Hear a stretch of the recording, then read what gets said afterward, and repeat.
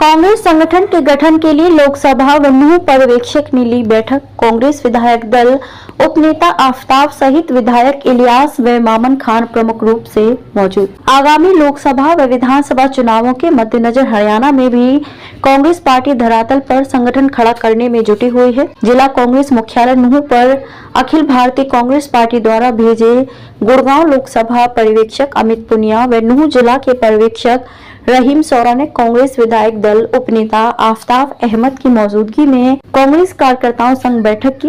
बैठक में मुख्य रूप से पुन्हाना विधायक मोहम्मद इलियास, फिरोजपुर झिरका विधायक मामन खान इंजीनियर, पूर्व विधायक शहीदा खान, पीसीसी सदस्य मेहताब अहमद आदि मौजूद रहे। गुड़गांव लोकसभा पर्यवेक्षक अमित पुनिया ने कहा कि पार्टी संगठन गठन के लिए गंभीर है और बहुत जल्द संगठन पुनर्गठन पूरा हो जाएगा।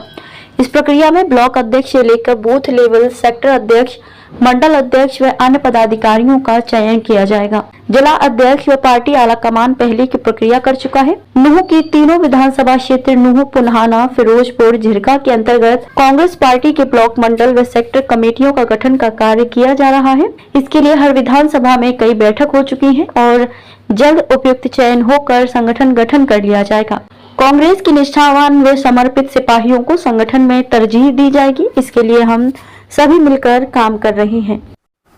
हमारा जो संगठन निर्माण का जो एक काम है, पिछले दिनों हमारा पूरे प्रदेश स्तर के ऊपर जिला अध्यक्ष जो हमारे नियुक्त होने थे, जो प्रक्रिया काफ़ी समय से लंबित थी, उसके ऊपर में भी काम हुआ है और उसके साथ में ही संगठन को निचले स्तर के ऊपर उसकी संरचना का पुनर्निर्माण करना, उसमें जो पदाधिकारियों का स्थान है और कार्यकर्ताओं का जो स्थान है, उनका स्थान उनकी योग्यता के अनुरूप रखना, उसी के संदर्भ में सारी कवायद हो रही है और आज की मीटिंग भी संगठन के उसी परिप्रेक्ष्य में रखी गई है। सर, दो संगठन अभी तक जिलाध्यक्ष की कहता है कि संगठन एक ही है।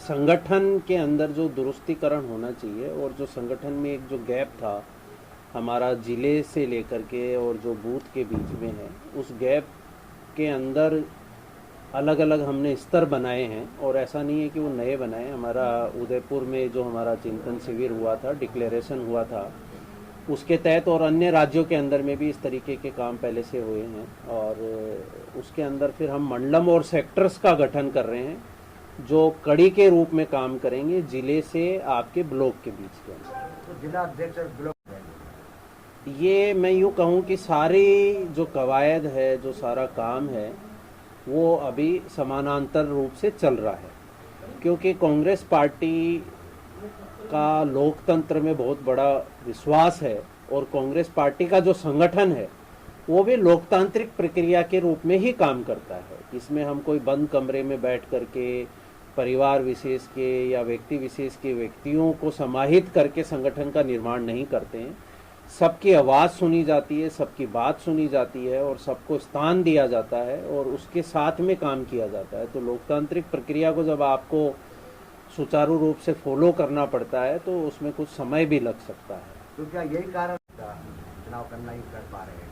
नहीं, देरी का मैंने आपको कारण बताया और विरोध जो है लोकतांत्रिक प्रक्रिया के अंदर अपनी अपनी बात रखना, वही तो बात है लोकतांत्रिक प्रक्रिया के अंदर कि सब लोगों के विचार सुने जाएं, सब लोगों की बातों को उसमें स्थान दिया जाए। तो आप अगर कोई चीज़ के अंदर उसको समायोजित करना चाह रहे हो, सबकी बातों को सुनना चाह रहे हो और जब सबकी बात निकल के आती है तो अब अगर आप उसको विरोध का रूप देते हो तो बिल्कुल गलत बात है। वो विरोध नहीं होता है, वो एक लोकतंत्र का आधार होता है, आधारशिला होती है। बातें, चर्चाएं और विचार हर जगह साझा किए जाते हैं। हमारी पार्टी के अंदर सबको स्थान है, उसको आप विरोध के रूप में ना देखें और विशेष तौर से मीडिया उसको विरोध के रूप में देखता है, विरोध के रूप में ना देखें। अनुशासनहीनता बर्दाश्त नहीं होती, अनुशासनहीनता नहीं होनी चाहिए, लेकिन सबके विचार सुनने चाहिए। और इसीलिए जो संगठन का काम है, वो संगठन का काम क्योंकि उसमें थोड़ा सा, क्योंकि सबका समायोजन जरूरी है, मेरिट बेस पे निर्णय हो तो थोड़ा सा समय जरूर लग सकता है, लेकिन काम जो होगा वो मजबूती से होगा। तो कितना जो पब्लिक ये और कार्यकर्ता ये जानना चाहते आपका बहुत अच्छा सुझाव है, सवाल है, क्योंकि सब कामों की एक समय सीमा नियत होनी चाहिए। हम भी ये मानते हैं, व्यक्तिगत रूप से भी मैं ये मानता हूँ लेकिन उसको हम तिथि दिन दिवस के रूप में हम नहीं बांट सकते हैं।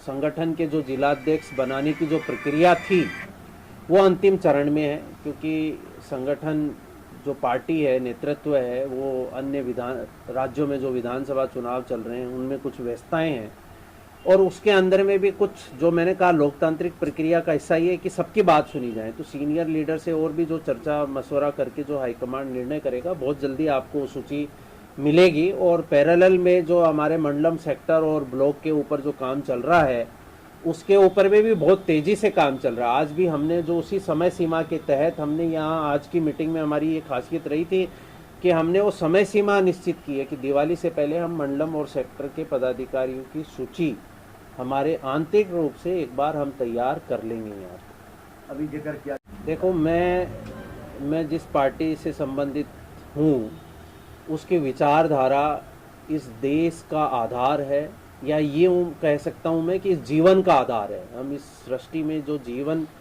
देख रहे हैं उसका आधार वो विचारधारा है। बनाना, प्यार, मोहब्बत, एक दूसरे से चीज़ें साझा करना, वही हमारा जीवन आगे लेके जाता है। नफरत फैलाना, छीनना, सत्ता का मोह करना, उससे दुनिया नहीं चलती है।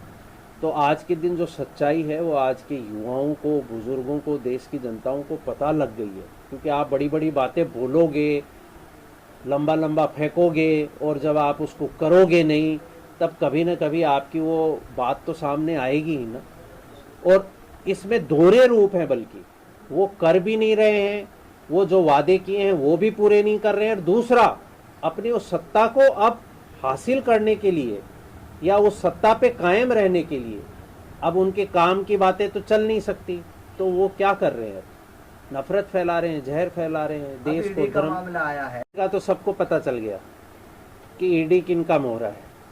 पार्टी जो कहती आ रही है कि सबसे बड़ा गंभीर मुद्दा यही है कि अगर देश की इन संवैधानिक संस्थाओं के ऊपर आप इस तरीके से आक्रमण करेंगे, आज हम ये देख सकते हैं एक आम आदमी को ये विश्वास रहता था या रहता है कि अगर उसको कहीं न्याय नहीं मिलेगा, न्यायपालिका में जाएगा, कोर्ट में जाएगा, न्याय मिलेगा, नहीं मिलता ना उसको। अब तो संवैधानिक संस्थाओं के ऊपर जब से आक्रमण होने लगे, सबको पता है, और ईडी का चेहरा भी बेनकाब हो गया है, और वो जो छापे में पकड़े गए हैं वो तो एक सबसे बड़ा प्रमाण है।